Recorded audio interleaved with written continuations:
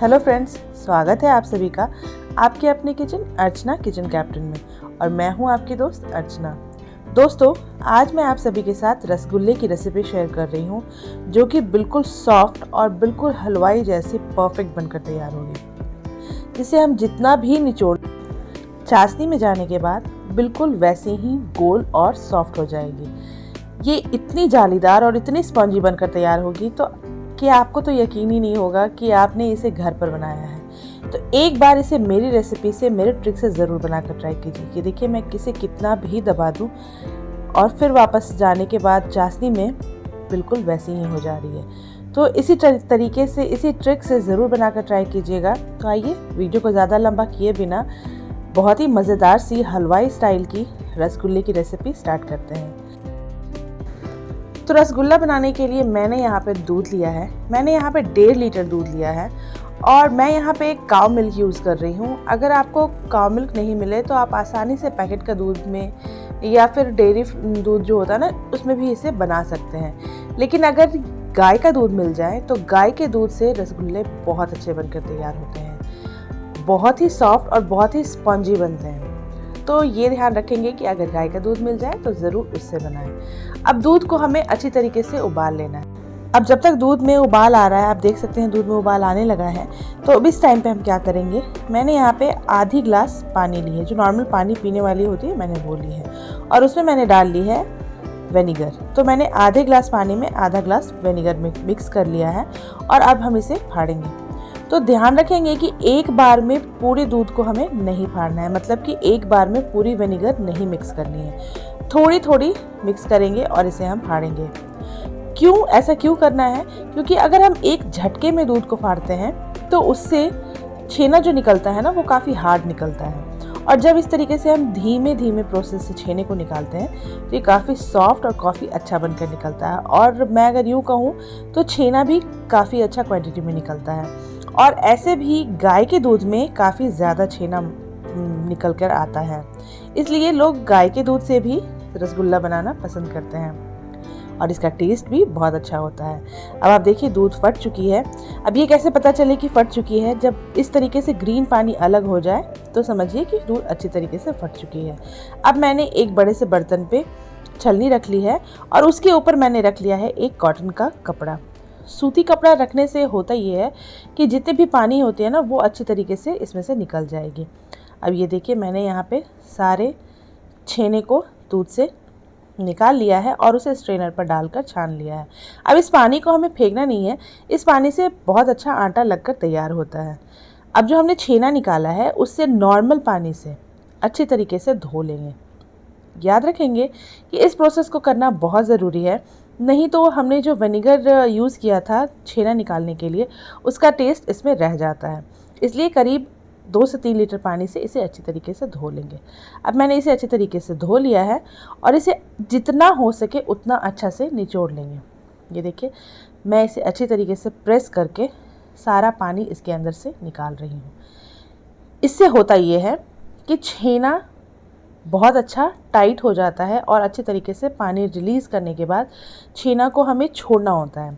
कम से कम 1 घंटे के लिए हमें छेने को रेस्ट करने के लिए छोड़ना है, जिससे कि इसके अंदर और भी अगर पानी बच जाए निचोड़ने के बाद भी, तो वो पानी भी निकल सके। उसके लिए हमें क्या करना है, आप चाहे तो इसे आसानी से स्ट्रेनर के ऊपर डालकर छोड़ सकते हैं, नहीं तो दूध ढकने वाली जो छलनी होती है उस पर भी रख कर इसे छोड़ सकते हैं। नीचे किसी बर्तन में रख करके भी छोड़ सकते हैं, और या फिर जिस सूती कपड़े में हम इसे छान रहे हैं उसी से इसे लपेट कर कम से कम 1 घंटे के लिए छोड़ देंगे। ये देखिए, मैंने इसे 1 घंटे के लिए लपेट कर छोड़ दिया और अब इसका सारा पानी इस कपड़े में आ चुका है, मतलब कि अब छेने के अंदर थोड़ा भी पानी बिल्कुल नहीं है। आप देख सकते हैं, मैं आपको दिखाती हूँ। ये देखिए, पूरी तरीके से सूख चुकी है ना, बिल्कुल ड्राई दिख रही है। तो बस ऐसा ही छेना हमें चाहिए, बिल्कुल सॉफ्ट और बिल्कुल बिना पानी वाला। अब इसे एक बड़े से बर्तन में हम ट्रांसफ़र कर देते हैं।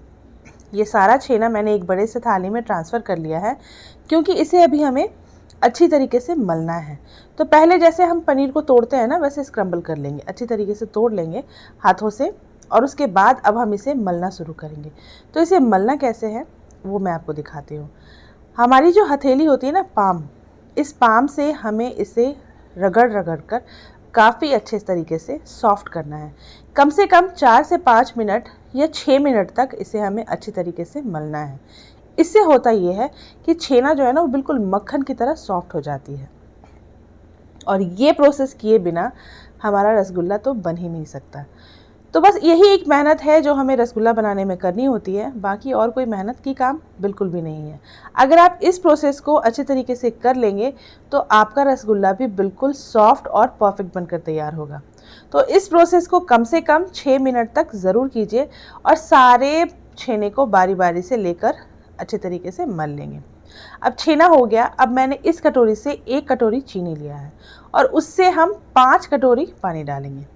आप जिससे भी चीनी नापे उससे 5 गुना पानी ज़रूर डालें, नहीं तो कम से कम 4.5 गुना तो ज़रूर डालें। इतना चाशनी पानी में होना बहुत ज़रूरी है, क्योंकि हमें रसगुल्ले की चाशनी के लिए काफ़ी गाढ़ी चाशनी बिल्कुल भी नहीं चाहिए होती है। अब हम चाशनी को गैस के ऊपर चढ़ा लेंगे और इसे बस पिघलने देना है हमें, यानी कि चीनी जब पिघल जाए पूरी तरीके से, बस उतनी देर तक ही हमें इसे पकाना है। यानी कि हमें कोई तार वाली चाशनी बिल्कुल भी नहीं चाहिए। मैं यहाँ पे थोड़ी सी फ्लेवर के लिए 5 इलायची कूट कर इसमें डाल रही हूँ। आपको अगर इलायची का फ्लेवर ना पसंद नहीं हो तो आप इसे स्किप कर सकते हैं, कोई ऐसे ज़रूरी नहीं है, लेकिन इलायची से रसगुल्ले में बहुत अच्छा टेस्ट आता है तो मैं ज़रूर डालती हूँ। आप इसमें केवड़ा वाटर या फिर रोज़ वाटर भी यूज़ कर सकते हैं। अब देखिए चीनी पिघलने लगी है, इसे हम अच्छी तरीके से, जब तक ये पिघले तब तक हम इसे अच्छी तरीके से उबाल लेंगे। अब यहाँ देखिए करीब 6 मिनट तक मैंने अच्छे तरीके से छेने को मल लिया था और अब मैं इसमें ऐड कर रही हूँ 1 छोटी चम्मच से कॉर्नफ्लोर। आपके पास अगर कॉर्नफ्लोर नहीं हो तो आप अरारोट भी यूज़ कर सकते हैं, और नहीं तो आप मैदे का भी यूज़ कर सकते हैं। अब अरारोट डालने के बाद भी हमें इसे अच्छी तरीके से मलना है। वापस से करीब 2 से 3 मिनट तक हम इसे अच्छी तरीके से मल लेंगे। जैसे हमने पहले मला था बिल्कुल वैसे ही हमें फिर से इसे मलना है। इससे होगा ये कि हमारा रसगुल्ला बहुत ही स्पॉन्जी और बहुत ही जालीदार बनकर तैयार होगा। तो बिल्कुल भी इस रेसिपी में इस स्टेप को बिल्कुल भी हमें नहीं छोड़ना है। अब ये मलते हुए करीब 2 मिनट हो चुका है। अब हम इसे एक जगह पर जमा कर लेंगे और हम जैसे रसगुल्ला बनाते हैं ना, जितना बड़ा छोटा जैसा भी आप चाहें इसका शेप दे सकते हैं, उस तरीके से इसके छोटे छोटे बॉल्स बना लेंगे। मैं यहाँ पे ना ही बहुत बड़े और ना ही बहुत छोटे रसगुल्ले बनाऊंगी, मीडियम साइज़ के रसगुल्ले मैं यहाँ पे बनाकर तैयार कर रही हूँ। आप चाहें तो अपने हिसाब से बड़े या छोटे कर सकते हैं। इतने मिक्सर से कम 14 से 15 मीडियम साइज़ के रसगुल्ले बनकर तैयार हो जाते हैं। अब ये देखिए मैंने इसके पेड़े निकाल लिए हैं और इसे दोनों हथेली के बीच में रख कर अच्छी तरीके से गोल करना है, यानी कि बिना जोर लगाए हमें इसे, और बिना कट्स के, बिना कोई क्रैक के हमें इसे गोल बनाकर तैयार करना है। अब यहाँ मैंने सारे रसगुल्ले गोल कर लिए हैं, बना लिए हैं। अब हम इसे चाशनी में डालने के प्रोसेस में चलते हैं। आप देख सकते हैं चाशनी में काफ़ी अच्छे बुलबुले आ रहे हैं। बिल्कुल इसी तरीके से बॉयल होते हुए चाशनी हमें चाहिए। अब यहाँ एक और टिप्स, हमें एक बार में सारे रसगुल्ले नहीं डालने हैं। एक डाला, 1 मिनट रुकिए, वापस एक डाला, फिर रुकेंगे, फिर डालेंगे, फिर रुकेंगे। मतलब कि हमें बीच बीच में थोड़े थोड़े समय के लिए रुकना है और इस तरीके से हम सारे रसगुल्ले चाशनी में डालते जाएंगे। अब यहाँ पे तीसरा बहुत ही इम्पॉर्टेंट टिप्स, रसगुल्ले को डालने के बाद हमें इसे कम से कम 4 से 5 मिनट तक के लिए बिल्कुल भी छूना नहीं है। अगर हम इस जगह पे रसगुल्ले को टच कर देंगे ना तो ये टूट सकती है, क्रैक हो सकता है। इस पर क्रैक आ जाएगी तो रसगुल्ले हमारे बिखर जाएंगे। अब करीब 4 मिनट हो गए हैं, आप देख सकते हैं रसगुल्ले भी अपने साइज़ से डबल हो गए। तो मैं यहाँ पे एक बार इसे चला दे रही हूँ। वापस से मैं एक बात बता दूँ कि यहाँ पे जब हम इसे मिक्स करें, चलाएं, तो एक बात का ध्यान रखेंगे कि बहुत हल्के हाथों से, कोई या तो किसी चम्मच के पिछले हिस्से से या फिर स्पैचुला से हल्के हल्के से इसे बस ऐसा समझना है कि इसे हमें पलट देना है, और ऐसा करने के बाद हम इसे अब ढक देंगे। अब यहाँ पर ढकना बहुत ज़रूरी है। जब हम ढकते हैं ना तो वो जो झाग है ना, झाग ऊपर आती है और उससे रसगुल्ले काफ़ी अच्छे तरीके से डिप होते हैं चाशनी में और बहुत अच्छे बनकर तैयार होते हैं। अब यहाँ ढक कर कम से कम 7 से 8 मिनट तक के लिए हमें पकाना है। अब करीब 8 मिनट हो चुके हैं। आप देख सकते हैं रसगुल्ले अपने साइज से और भी बड़े हो गए हैं। अब यहाँ हलवाई वाली एक ट्रिक हमें यूज़ करनी है। हमें थोड़े थोड़े गर्म पानी डालते रहना है।